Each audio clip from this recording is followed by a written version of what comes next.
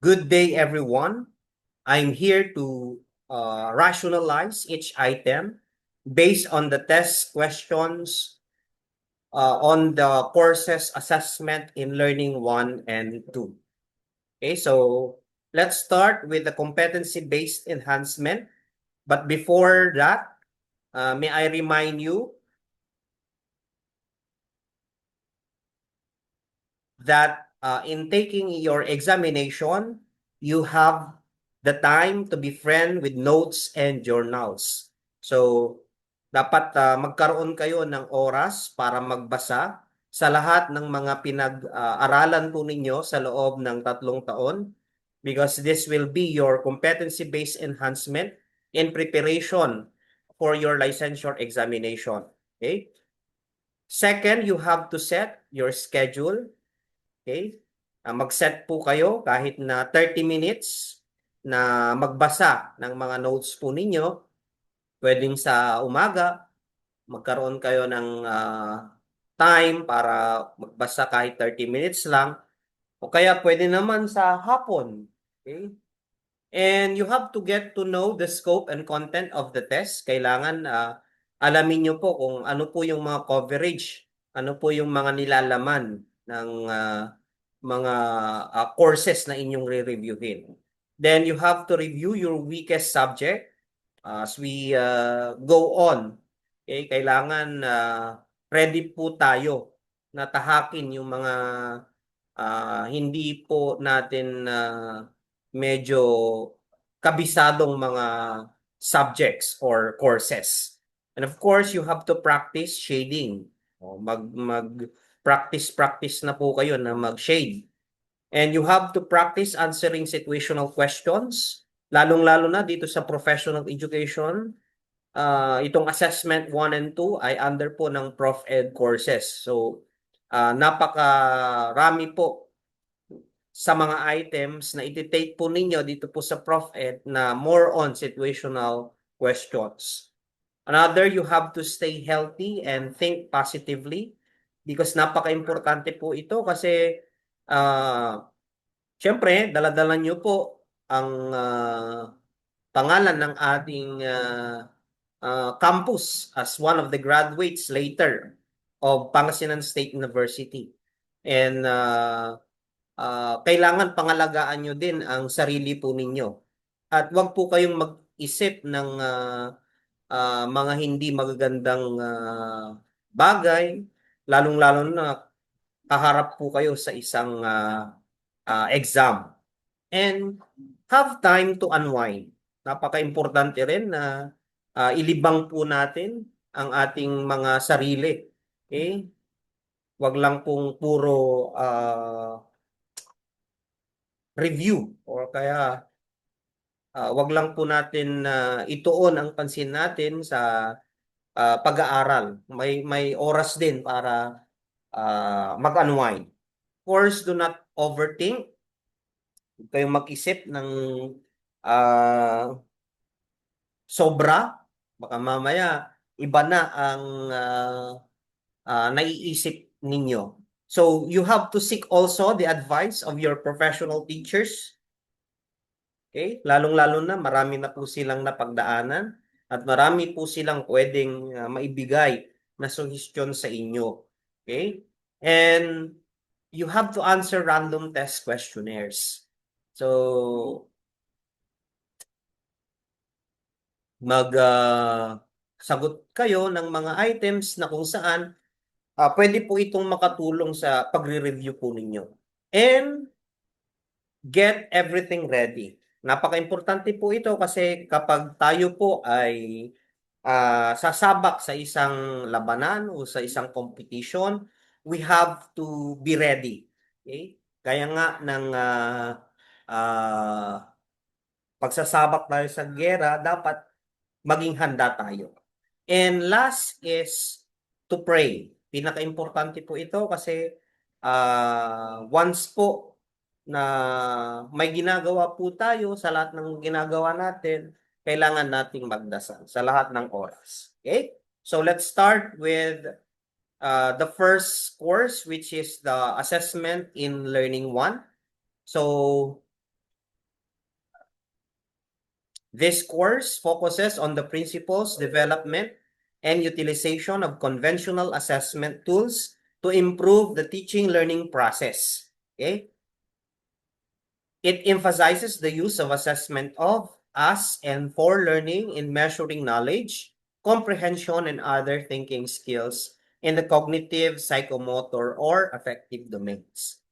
It takes pre-service teachers through the standard steps in test construction and development, the application of grading systems, and the provision of timely, accurate, and constructive feedback to improve learner performance.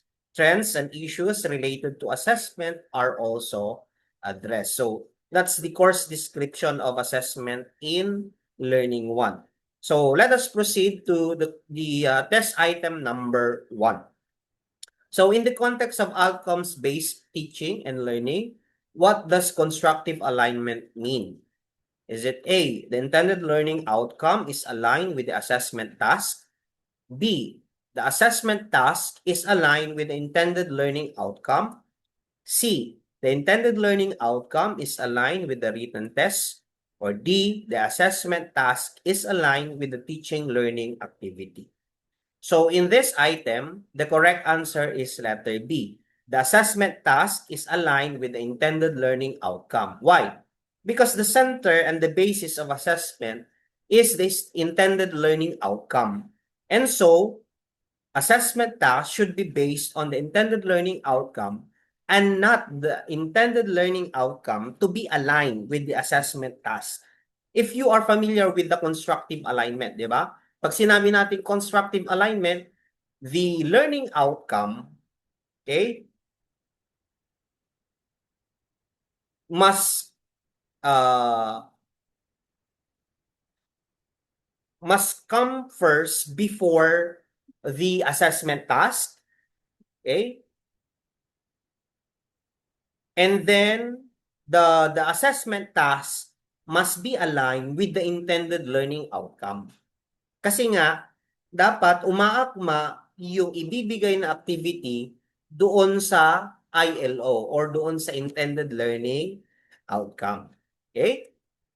Another item, when a teacher checks for understanding after she has taught, which does she conduct? A. Summative assessment. B. Formative assessment. C. Diagnostic assessment. Or D. Pretest.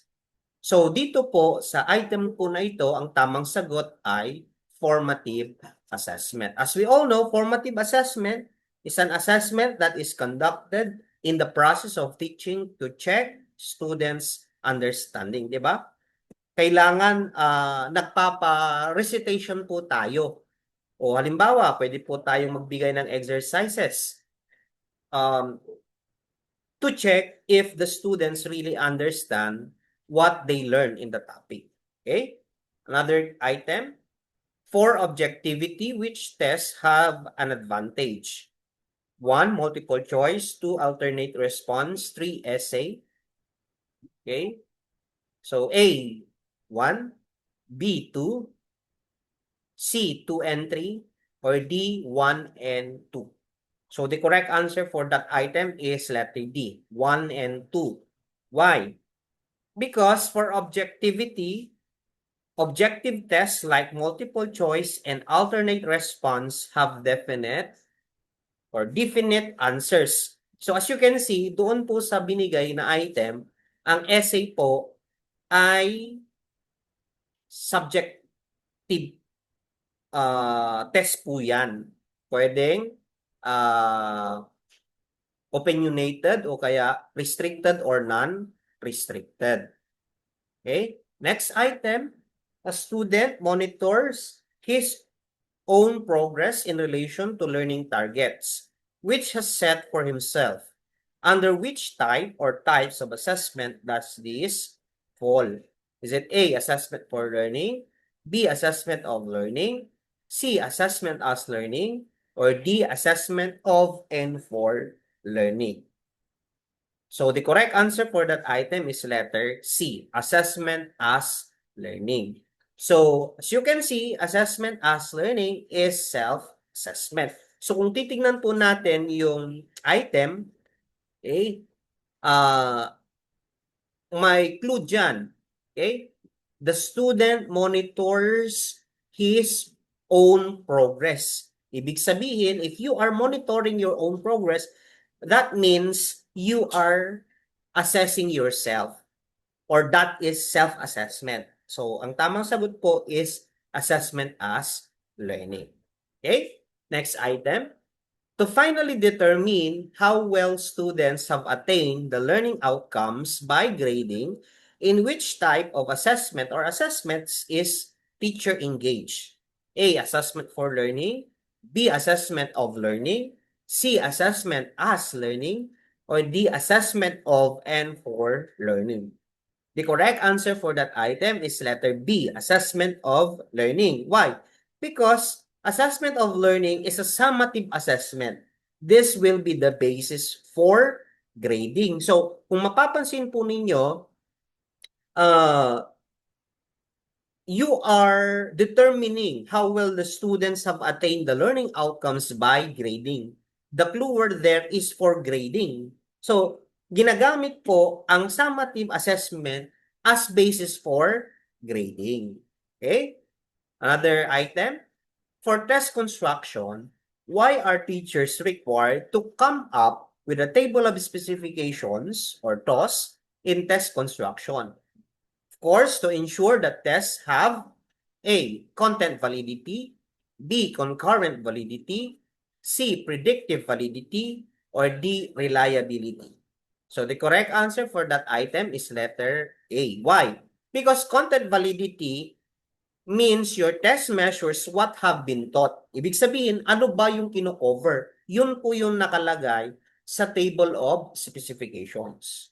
Because TOS contains the learning outcomes or objectives which are the basis of what questions or tasks to ask or give.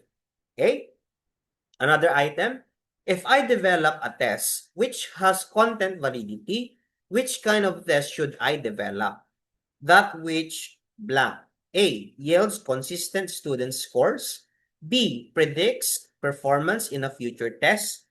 C. Is aligned to the learning outcomes. Or D. Allows for students' choice. So the correct answer for that item is letter C. That which is aligned to the learning outcomes. So if you are going to construct, okay, a test item, dapat align siya doon po sa learning outcome. So a test with content validity is a test that is aligned with the learning outcomes TOS. Okay? Kasi pag gumawa po ang teacher ng table of specifications, um, dapat yung mga i-construct yung test items ay naka-align doon sa nakalagay po na learning outcomes sa table of specifications. Okay? Minamatch po niya. Okay? Another item, in her test-retest exercises, teacher A found out that those who got high in the first test got low in the retest, which thus her test lacked. Understanding, A. Validity, B. Reliability, C. Objectivity, or D. Fairness. So the correct answer for that item is letter B. Reliability. As you can see, reliability, if a test has high reliability results of the test and retest will be more or less the same. Those who got high get high, and those who got low get low. So pag i-check po natin yung STEM, okay, mababasa po natin yung test, retest. Ibig sabihin, test, retest is you are testing the reliability of the test. Okay? Kasi marami po tayong types of reliability. Okay? Gagaya ng test, retest. Okay? Para makita mo kung consistent yung mga scores ng mga estudyante, consistent yung results ng test ng mga students. Okay? Take note that reliability is the consistency of test results. Okay? Next, which type of assessment is intended to develop metacognition in students? Which is a critical link between assessment and learning? A. Assessment as learning. B. Assessment of learning. C. Assessment for learning. Or D. Assessment as and of learning. So the correct answer for that item is letter A. Assessment as learning. Why? Because assessment as learning is in essence assessment as a way of learning, which is enhanced when one is engaged in metacognition. So take note that kapag um, ang ang ang intention, okay, ng assessment is to develop the metacognition, you are going to assess your, or you are going to monitor your improvement or your skills, okay, based on the assessment process. So ang type of assessment diyan is assessment as learning. Another, what's wrong with the test item? The Roman Empire blank had no central government, B had no definite territory, C had no common religion, D had no heroes. Okay, so these are the options. A, the stem is very short. B, the stem does not contain the question. C, the options are not parallel. Or D, the stem should be in question form. So the correct answer for that item is letter B. The stem does not contain the question. So as you can see, the stem in a multiple choice test must contain the question. So the Roman Empire as a stem does not have any question. So wala po siyang hinahanap doon, or I mean wala siyang tinatanong kung ano ba yung hahanapin. So ano ngayon kung Roman Empire? So hindi naman niya tinanong kung which of the following is the or describes Roman Empire. Okay? So kung yung stem does not contain the question, then that's not part of multiple choice type. Okay? Next item, is this a good true-false test item? Baguio City is in the province of Benguet and is the national capital of the Philippines. A. No, it is half true, half false. B. No, it is a significant test item. C. Yes, it makes the students think. Or D. Yes, it distinguishes the good from not so good student. So the correct answer for that item is letter A. No, it is half true, half false. Take note that a good true-false test item is either true or false. Never half true nor half. So kung papansinin po ninyo, yung, yung item na binigay, correct yung first statement or yung independent clause. Okay? Pero yung dependent clause is the national capital of the Philippines, that false. That is false. Okay? So wala pong ganon. Walang half true, walang half false. Okay? Next, which essay test item or items is or are restricted? 1. Explain the process of photosynthesis. 2. If Jose Rizal were alive today, what would be his message to the youth? 3. How does a teacher apply Gardner's multiple intelligences theory in the teaching learning process? A. 1 only. B. 2 only. C. 2 and 3. Or D. 1, 2, and 3. So the correct answer for that item is letter A. Why? Because a restricted test item has only one acceptable answer. So, yung number 2 and 3 po dyan ay mga non-restricted essay. Okay? Kasi may dalawa po tayong uri ng essay test. Pwede siyang restricted or non-restricted. Okay? Pero dito, yung 1 lang po ang restricted. So, the correct answer is letter A. Next, what is the difficulty index of the test item? 40 out of 50 students got the multiple choice test item correctly. Okay? So, there are 40 students who got the multiple choice test item correctly. Okay? Out of 50 na estudyante. A, 0.80. B, 0.40. C, 1.0. Or D, 0.50. So, ano kaya ang difficulty index niyan? So, the correct answer for that item is letter A, 0.80. Bakit? Because the difficulty index of an item indicates how difficult a test item is. So, you obtain it by dividing the number of those who got the correct answer or answer correctly by the total number of students who took the test. Okay? So, kung mapapansinin po ninyo, ilan yung nakakuha ng tamang sagot o ilang estudyante? 40. So, ilan lahat sila? 50. Okay? So, kung babalikan po natin, 40 divided by 50 is 0.80. Okay? And 1 as a difficulty index means all 50 pupils who answered the test item got the answer correctly. So, ibig sabihin, kung 50 out of 50, 1.0. If only 10 students out of 50 got an item correctly, that is 10 divided by 50. So, the difficulty index is 0.20. Okay? 40 nga ang nakakuha ng tamang sagot. So, 40 divided by 50 is 8.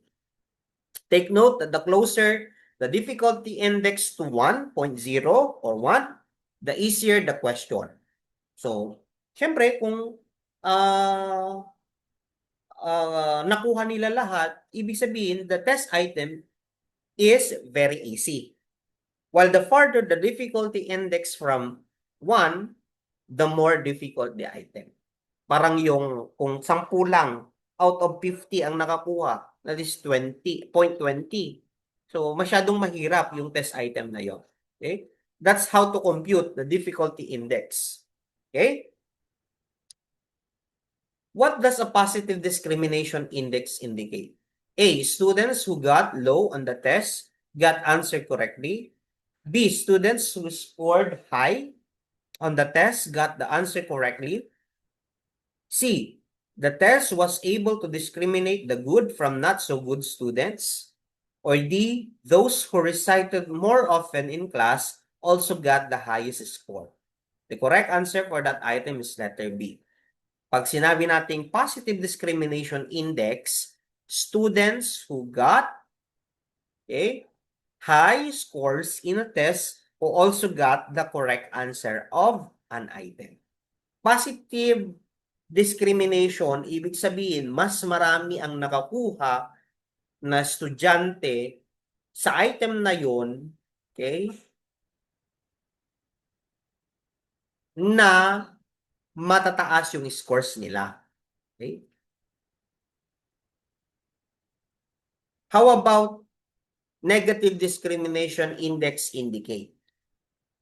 A, students who scored low on the test got the answer correct. B, students who scored high on the test got the answer correct. C, the student was able to discriminate the good from not so good students. Or D, those who recited more often in class also got the highest scores. So the correct answer for that item is letter A. Students who scored low on the test got the answer correct. So, contrary to the previous item, pag positive, ibig sabihin, ang nakakuha ng tamang sagot ay yung mga matataas ng score. Dito naman sa negative discrimination index, yung mga nakakuha ng mababang score ang nakakuha doon sa item na yon. Okay? O, nagets po. Pag negative, ang nakakuha ng item na yon, negative discrimination, ang nakakuha ng item na yon, okay, ay yung mga mabababa ang score. Pag positive discrimination index, ang nakakuha ng item na yun ay yung mga matataas ang score. Okay? Negative discrimination is the opposite of positive discrimination. It is the students who got low overall scores that got the score got the correct or got the correct answer of an item. Okay, let's proceed to the next item. Here are the two groups of student scores out of 30 item tests. Okay.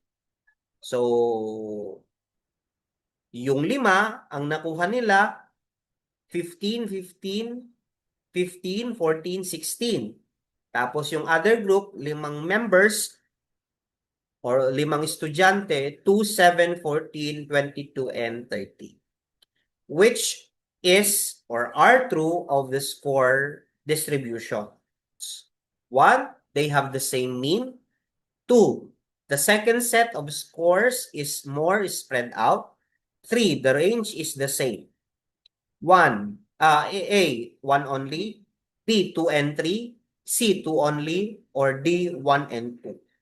So, kung ating titingnan po yung mga scores ng bawat group, okay?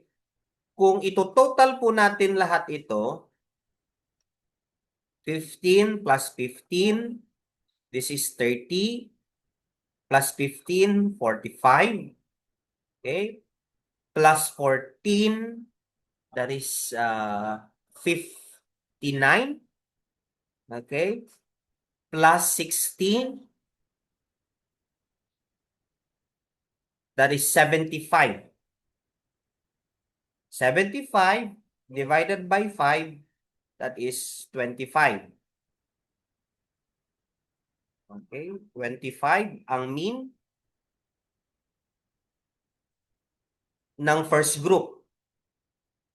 Then, second group, 2 plus 7, that's 9, plus 14, 23, plus 22, 45, plus 30, 75. Divided by 5.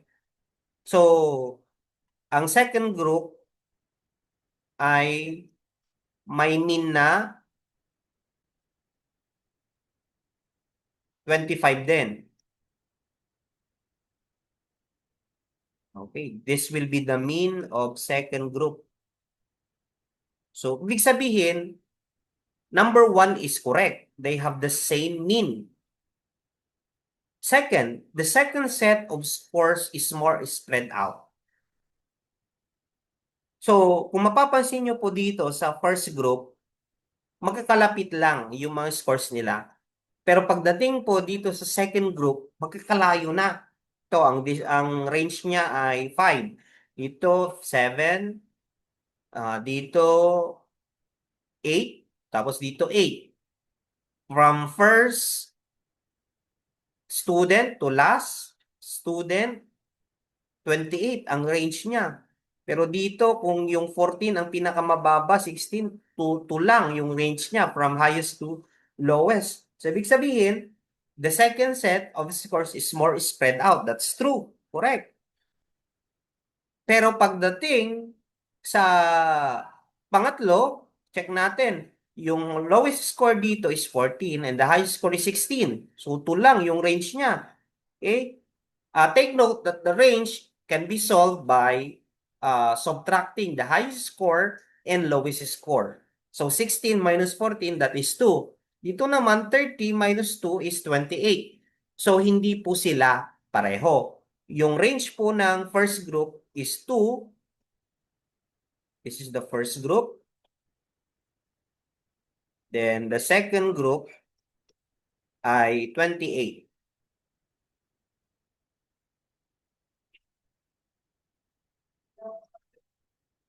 So this is wrong.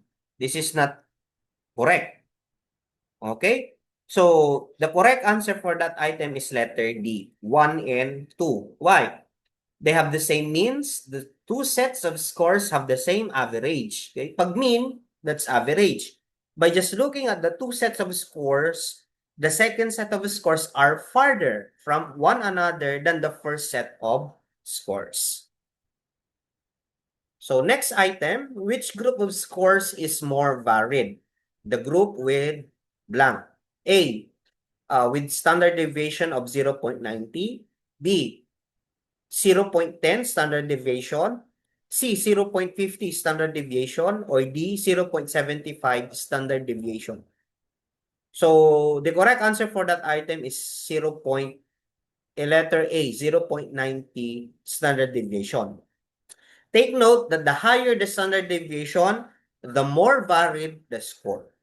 The lower the standard deviation, uh, hindi po or I mean magkakalapit lang, okay, yung mga scores.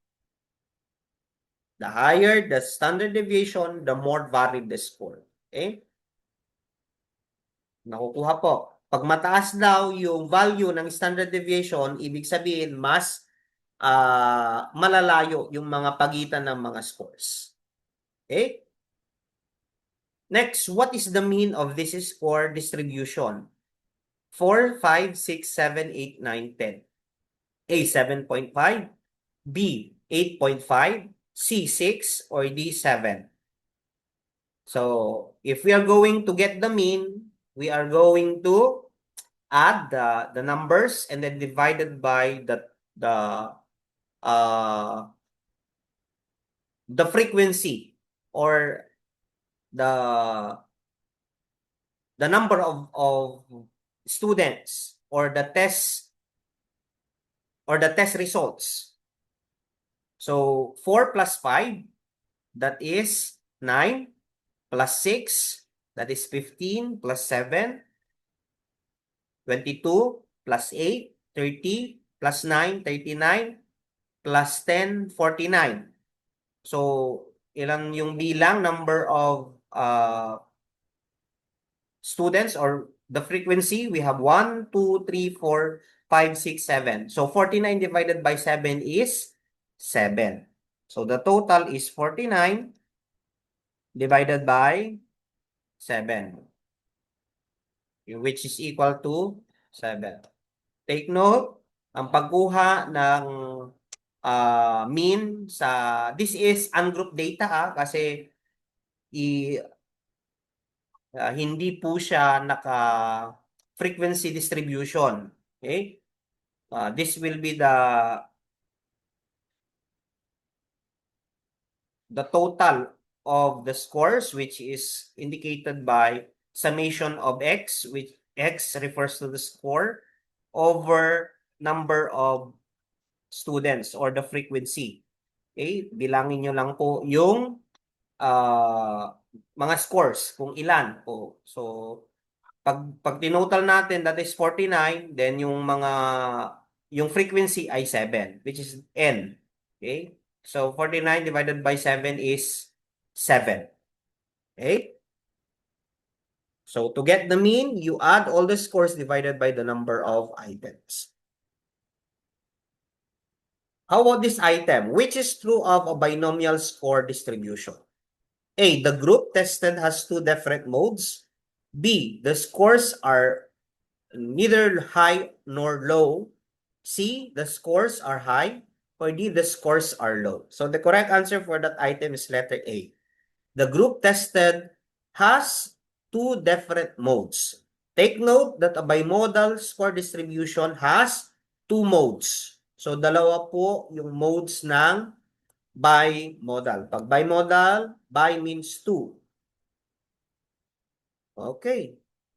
This will be the last item for assessment and learning 1. use the inbox below to answer the question that follow or follows. Okay. This will be the percentage grades for final examination. Okay. So which of the following statements is true about the plot of grades above? A, the median is a score of 80 and the range is 60. B, the median is a score of 70 and the range is 60. C, the median is a score of 80 and the range is 20. Or D, the median is score of 70 and the range is 80. So the median is the middle score, the middlemost score. So kung mapapansin nyo po, 80 po yung median natin dyan. Okay, nandito po siya. Ito po yun. This is our median. This will be the X. Okay. Para siyang 1. So this will be the median, 80.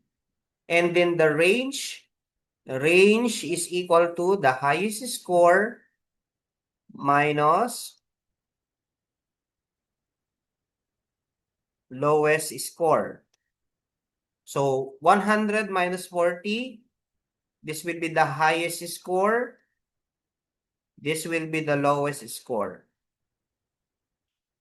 So 100 minus 40, that is 60. So the correct answer for that item is letter A. The median is a score of 80 and the range is 60.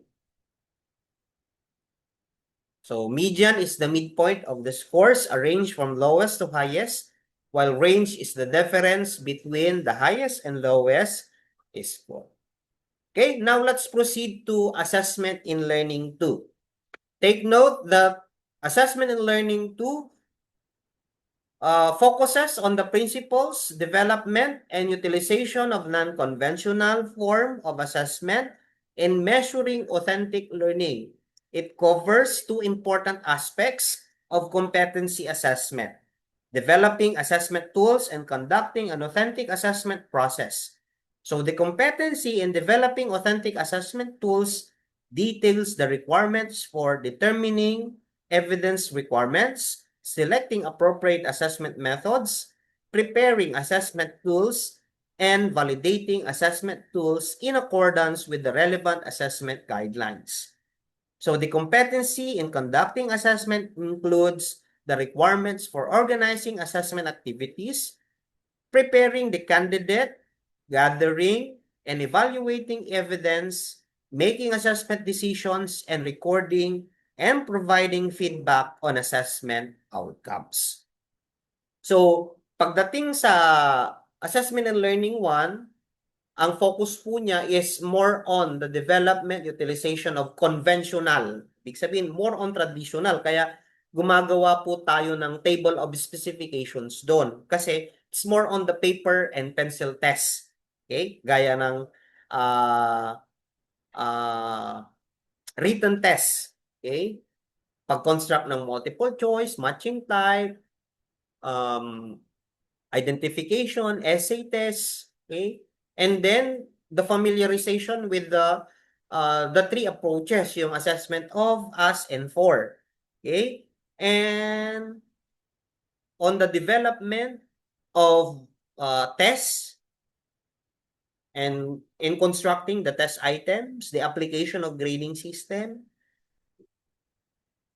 Pagdating naman dito sa assessment and learning 2, ito naman yung mga principles, development and utilization of non-conventional. Ibig sabihin, yung tinatawag nating alternative assessment or also known as the authentic assessment. Okay, so let's proceed to the items included in assessment and learning 2. When is assessment said to be of high quality? 1, it is in accordance with contemporary view of active learning and motivation.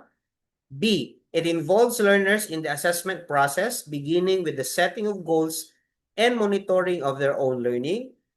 3, it is decontextualized. A, 1 and 2, B, 1 and 3, C, 2 and 3, or D, 1, 2, and 3. So the correct answer for that item is letter A, 1 and 2. Take note, pag sinabi nating decontextualized assessment, like mere completion test, multiple choice test.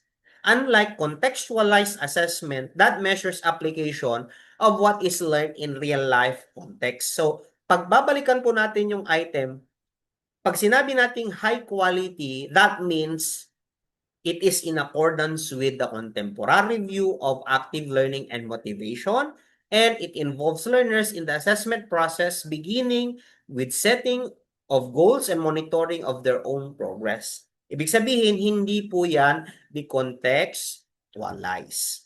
So, except number 3 lang po. So, the correct answer is 1 and 2. Okay?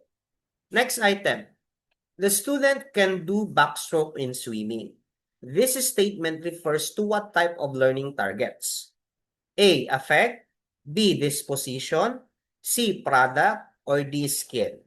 So the correct answer for this item is letters D, skill.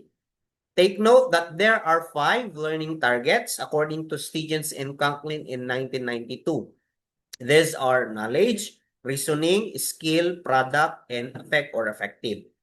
Take note that skill learning target is the ability of the students to create achievement-related skills like conducting experiments, playing basketball, and operating computers. And based on the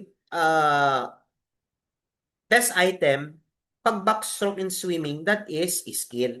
Ang tinetest po yan is skill. So, letter D is skill.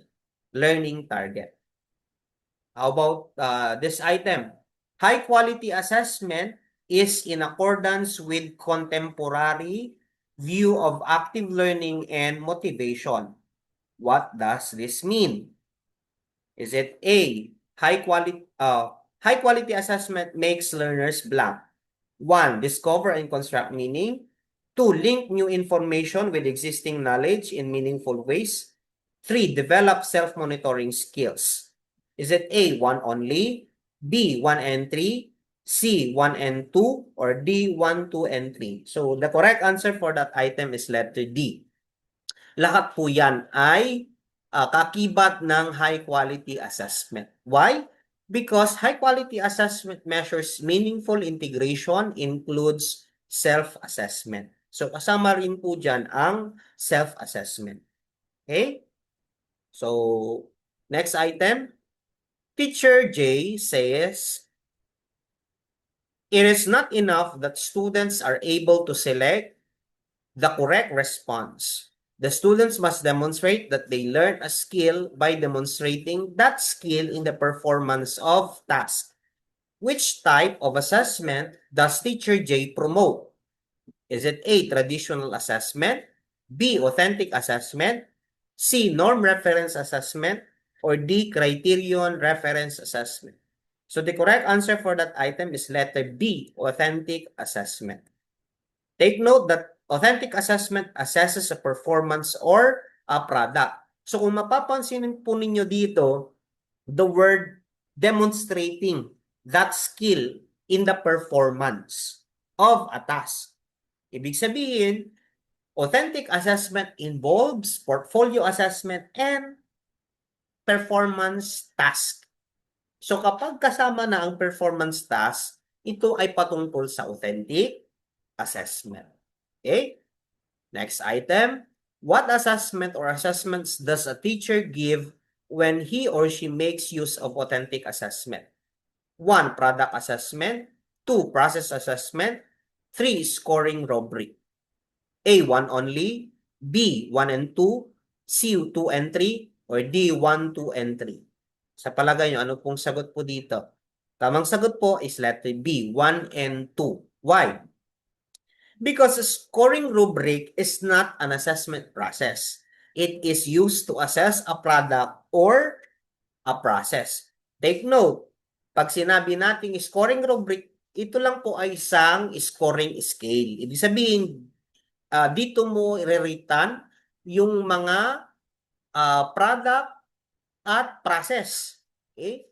So, pag authentic assessment, Ang involved lang dyan is product and process. Yung scoring rubric, yun yung ginagamit po nating scoring scale or scoring criteria. Okay? Next item, which applies to authentic assessment? A, indirect assessment. B, teaching to test or to the test. C, performing real-world tasks. Or D, paper and pencil tests. So the answer is letter C, performing real-world tasks. Okay? So authentic assessment is direct assessment. Tandaan po ninyo, pag direct assessment, we are talking about authentic assessment. It checks if the student can really perform the task in real setting.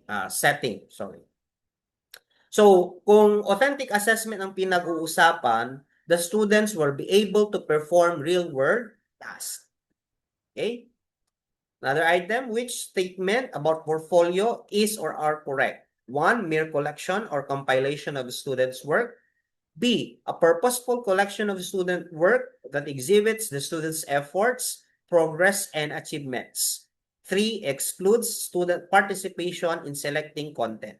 A, 1 only, B, 2 only, C, 3 only, or D, 2 and 3. So the correct answer for that item is letter B, 2 only. Remember, a portfolio is not just a collection of student work. What are collected are those that have connection to learning outcomes to prove that the particular learning outcomes have been achieved. So, mere collection, ibig sabihin, hindi lang po siya more on compilation. So, ito po ay purposeful collection. Okay? At hindi rin po kasama yung number 3. Because ang number 3 is excludes student participation in selecting content, wherein hindi po yan correct about portfolio. Next, which of the following learning target statements refers to affect? A, discuss the importance of preparing for an earthquake event. B, show commitment in following one's personal fitness plan. C, create tables and graphs to describe the population data. Or D, read fluently in acceptable pace. So, saan dyan ang under affect or effective learning target? So, the correct answer is letter B, show commitment in following one's personal fitness plan. Because showing commitment is an example of effective or affect learning target. Take note that effective or affect learning target is the attainment of effective traits such as attitudes, values, interests, and self-efficacy. Okay, let's have another item. For effectiveness, must a portfolio include student participation in selecting contents? The criteria for selection, the criteria for judging merit, and evidence of self-reflection? A, no. B, yes. C, if a student is capable. Or D, it depends on the intended learning outcome for which the portfolio is done. What's the answer? So letter B, yes. Take note that participation of students in coming up with their own portfolios make them reflect and see meaningful connections of what they are asked to do for learning. So the answer for that item is letter B. Yes. It includes student participation in selecting contents, the criteria for selection, the criteria for judging merit, and the evidence of self-reflection. How about this one? Which is true of portfolio assessment? A, it is an authentic form of assessment. B, it is traditional form of assessment since it has been there all along. C, it is purely a teacher's activity. Or D, it is purely a student's activity. Which is true daw about portfolio assessment? So the correct answer is letter A. It is an authentic form of assessment. Sabi ko nga kanina, authentic assessment involves portfolio assessment and performance task. Okay? So portfolio assessment is authentic and genuine because it really proves and shows what students learn. So which are methods of assessing learning or learners' development in the affective domain? 1. Teacher observation. 2. Student self-report. 3. Pair or peer ratings. A. 1 only. B. 2 only. C. 1 and 3. Or D. 1, 2, and 3. Letter D. Lahat po yan ay mga methods sa pag-assess ng learner's development in the affective domain. Why? Because development in the affective domain is development in values, attitude, which cannot be evaluated or captured by the mere paper and pencil test. They are better evaluated by teacher and peer observations and the student himself or herself. Next one, which should be observed to ensure that the teacher observation can truly assess learning in the affective domain. 1. Have as much observation of each student as necessary. 2. Avoid personal bias. Be objective. 3. Immediate record by the observation or immediate record through the observations. Or immediate record the observations. A, 1 only. B, 1 and 2, 1 and 3. C, 2 and 3. Or D, 1, 2, and 3. So, the correct answer is letter D. Lahat po yan ay kailangang i-observe para ma-ensure daw ng teacher na na-observe niya or na-assess niya yung pagkatuto sa affective domain. So the more observations used to assess learning in the affective domain, the better. By all means, avoid bias. Have an open mind. Next, in which domain of learning are the 5 key skills of social-emotional learning? Self-awareness, self-management, social awareness, relationship skills, and responsible decision-making. A, psychomotor. B, affective. C, cognitive. Or D, psychomotor and cognitive. So, my keyword, social-emotional. So, that is letter B, affective. Take note that social-emotional learning is in the affective domain of learning. Next, which is not true of an e-portfolio? A, it is a traditional form of assessment since it has been practiced ever since. B, it acts as a sustainable form of assessment that enables students to identify and make judgments on their own learning. C, it is an ongoing evidence-based assessment. Or D, it directs students to take responsibility for their own learning and assessment. So the correct answer for that item is letter A. Okay? Bakit hindi daw po totoo itong letter A? Because e-portfolio has not been there ever since. It came along with the advancement in technology. So, yung letter A lang po ang hindi totoo. Okay? Next. What is or are an advantage of performance-based assessment? 1, less involvement of students in their learning. 2, encourage higher level thinking skills. 3, assessment ties to real-life experiences. A, 1 only. B, 1 and 3. C, 1 and 2. Or D, 2 and 3. So, saan daw dyan ang mga advantages ng performance-based assessment? So, the correct answer is 2 and 3. So, kung papansinin po ninyo, the word less involvement, I think more dapat dyan. Okay? Para maging advantage niya. So, 2 and 3 po ang advantages ng performance-based assessment. Because performance-based assessment makes use of real-life experiences. and encourages high-level thinking skills. Next item, why are rubrics important? 1. Rubrics help teachers teach. 2. Rubrics help coordinate instruction and assessment. 3. Rubrics help students learn. A. 1 and 2, B. 1 and 3, C. 2 and 3, or D. 1, 2, and 3. So the correct answer is letter D. Lahat po dyan ay importante about rubric. Okay? Because rubrics are important. Okay?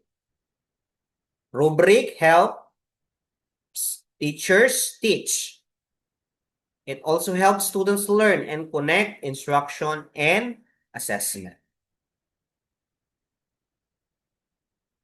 So what are defining characteristics of a scoring rubric? A, appropriate criteria. One, appropriate criteria. 2, description of performance for each criterion along a continuum. 3, direction on how to use the rubric. A, 1 and 3, B, 1 and 2, C, 2 and 3, or D, 1, 2, and 3. Saan dyan ang tamang sagot? Letter B, 1 and 2. Why? The characteristics of a scoring rubric are appropriate criteria and a description of performance for each criterion. So kung titignan po ninyo yung STEM, okay? Siyempre, ang scoring rubric, mayroon pong appropriate criteria yan. And may mga description of performance or the levels of performance. Halimbawa, pagdating sa content, di ba? May levels of performance yan. Ano-ano yung mga levels of performance niyan? Okay? And number 3 is not a characteristic of scoring rubric.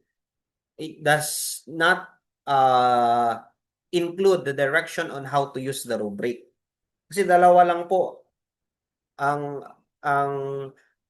major component ng scoring rubric, yung mga criteria and then the levels of performance or the description of performance. Okay? Next, for assessment, which is a list of specific characteristics with a place for marking whether that characteristic is present or absent. A, rating scale, B, checklist, C, holistic rubric, or D, analytic rubric. So the correct answer for that item is letter B, checklist. Take note that a checklist, as the name implies, is a list of specific characteristics which examinee marks with a check or X mark to indicate the presence or absence of a characteristic. Okay, next item. Teacher J gives this feedback to student A. I appreciate how productive and reliable you are, but I have noticed a change in your performance lately. Turning in assignments late is unlike you. I wanted to check in with you to discuss any challenges you have been facing and understand how I can support you better. Which word or words describe Teacher J's feedback? 1, constructive. 2, factual. 3, exaggerated. A, 1 only. B, 3 only. C, 1 and 2. Or D, 2 only. So the correct answer is letter C, 1 and 2. Siyempre, doon sa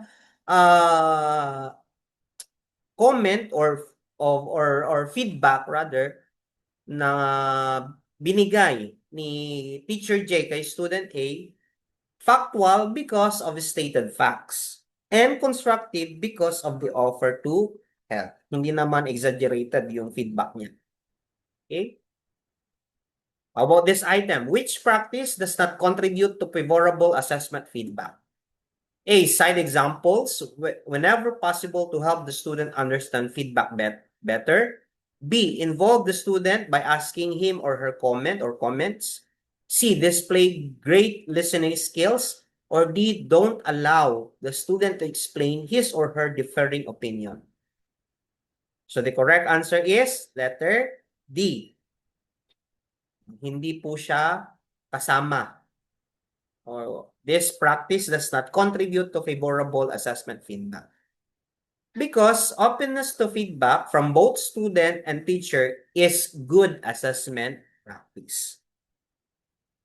Okay? So to end this competency-based enhancement, take note of the statement of Alexandra K. Trenfor. The best teachers are those who show you where to look but don't tell you what to see. So have a nice day sa inyong lahat. God bless sa inyong